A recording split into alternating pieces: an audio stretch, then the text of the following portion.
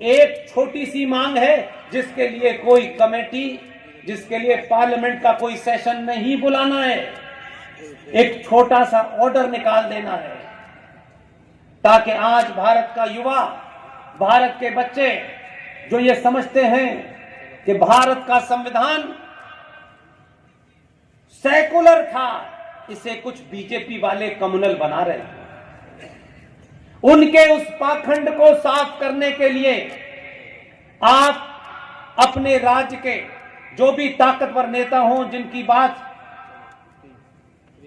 लोक कल्याण विभाग में सुनी जाती हो, उनसे सिर्फ एक मांग रखिए और ये कहिए कि भारत का जो ओरिजिनल संविधान है, जो ओरिजिनल कॉपी है संविधान की, उस संविधान की कॉपी को हजारों लाखों की तादाद में छपवाई जाए और देश का हर गणमान्य आदमी जो उसे लेना चाहता हो वो ले।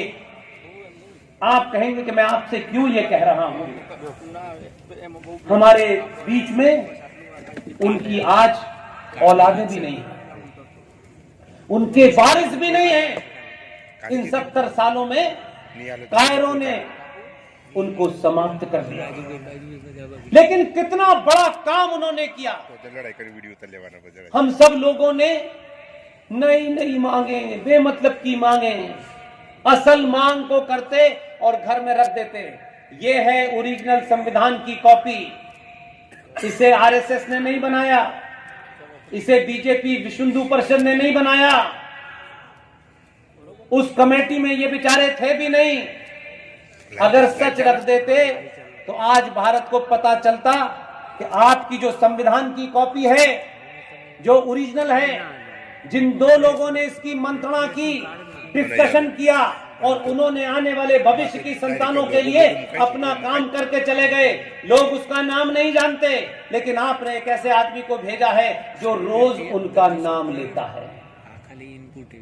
आपको गर्व करने की चीज बताता हूं, भारत का जो ओरिजिनल संविधान है, जिसपे सबके सिग्नेचर हैं, आपको इतना ही पता है,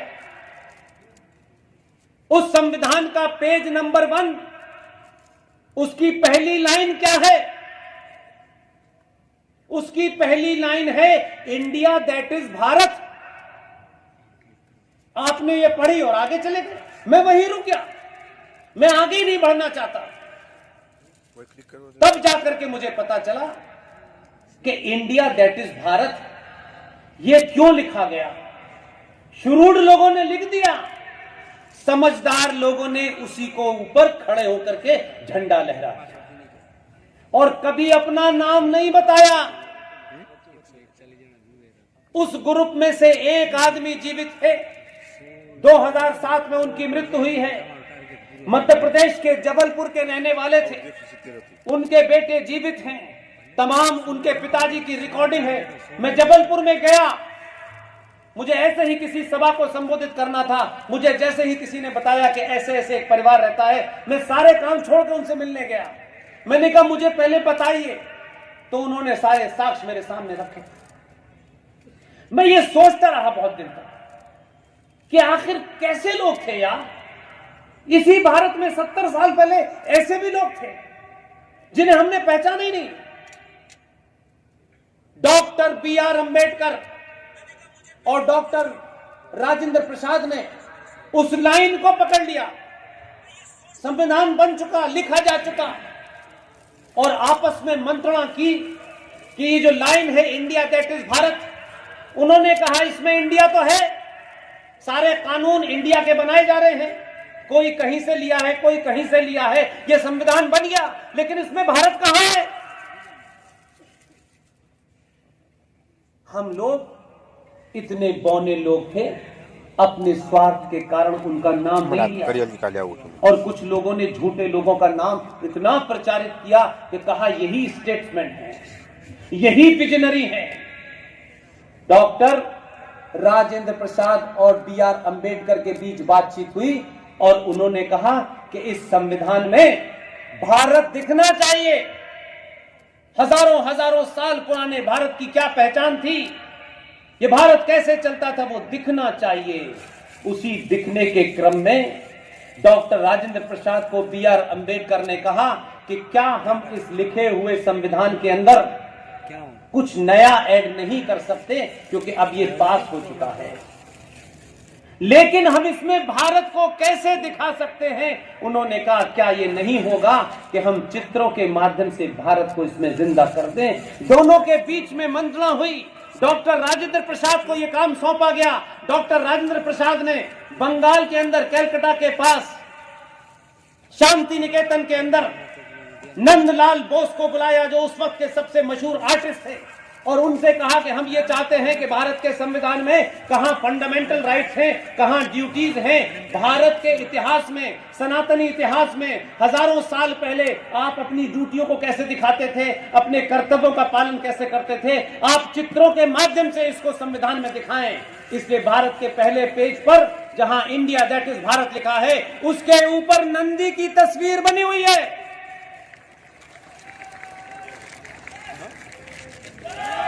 उसी संविधान के पेज नंबर 5 पर गुरुकुल बना हुआ है। उसी संविधान में माता सीता, भगवान राम और लक्ष्मण श्रीलंका से लौट के आ रहे हैं, वो चित्र बना हुआ है।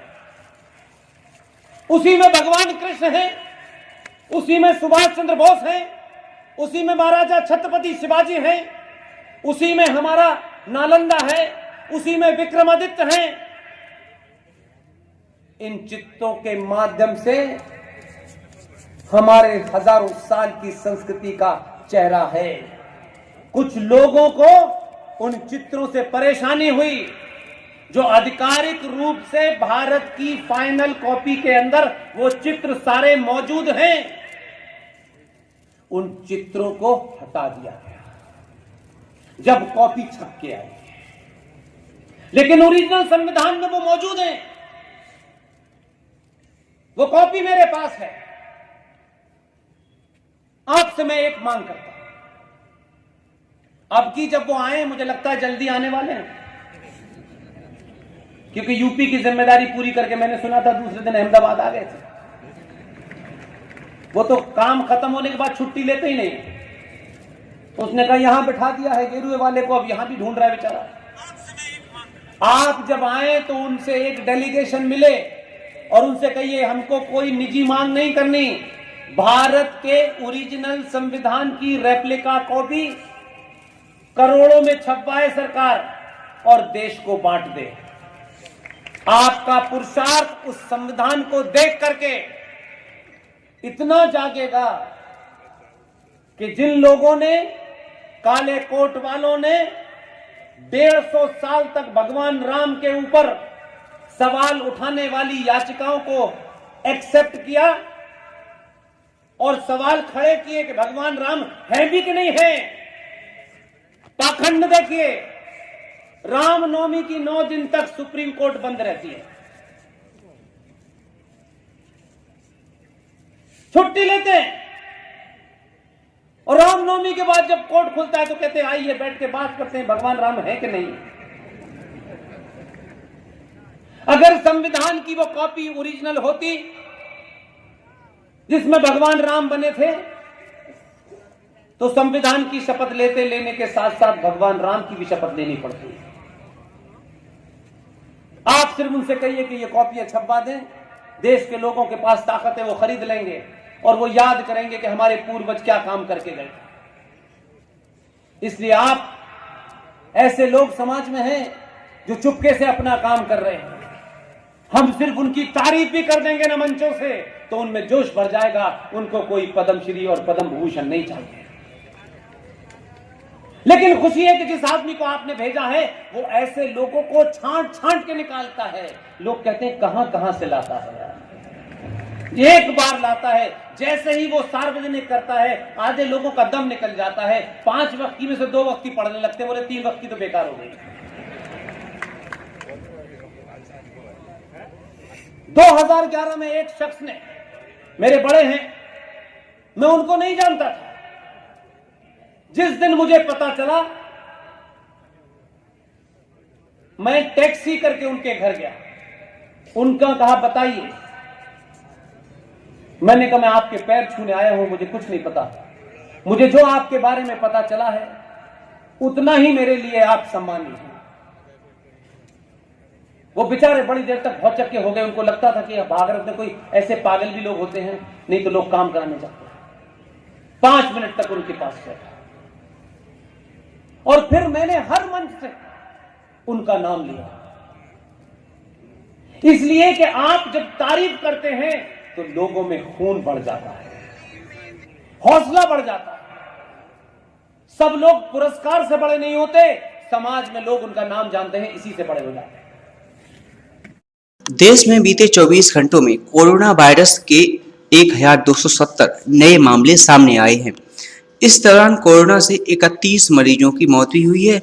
स्वास्थ्य मंत्रालय की रिपोर्ट के मुताबिक देश में कोरोना के एक्टिव केस घटकर अब 15,859 हो गए। बता दें कि कोरोना के कल यानी रविवार को 1,567 लोग डिस्चार्ज हुए हैं। देश में अब तक कोरोना वायरस के 4,30,20,723 नए मामले सामने आ चुके हैं। इसके अलावा कुल 4,24,83,829 लोग ठीक भी हुए हैं। रिपोर्ट के मुताबिक कोरोना से अब तक 5,21,035 लोगों की मौत भी हो चुकी है। भारतीय चिकित्सा अनुसंधान परिषद ने बताया है कि भारत में कल कोरोना वायरस के लिए 4,32,389 सैंपल टेस्ट किए गए थे। कल तक कुल 78,73,55,354 सैंपल टेस्ट किए जा चुके हैं। इसी बीच देश में कोरोना टीकाकरण का आंकड़ा 183 करोड़ के पार हो गया है। देश में अभी तक कोरोना की 183 करोड़ से ज्यादा खुराक दी जा चुकी हैं। 98 करोड़ से ज्यादा लोगों की पहली खुराक दी गई, जबकि 82 करोड़ से ज्यादा लोगों को दूसरी खुराक दी जा चुकी है। दोस्तों, अगर आपको वीडियो पसंद आया है तो वीडियो को लाइक अवश्य करें, चैनल को सब्सक्राइब करना ना भूलें। मिलते हैं अगली वीडियो में, तब तक के लिए जय हिंद, जय भारत।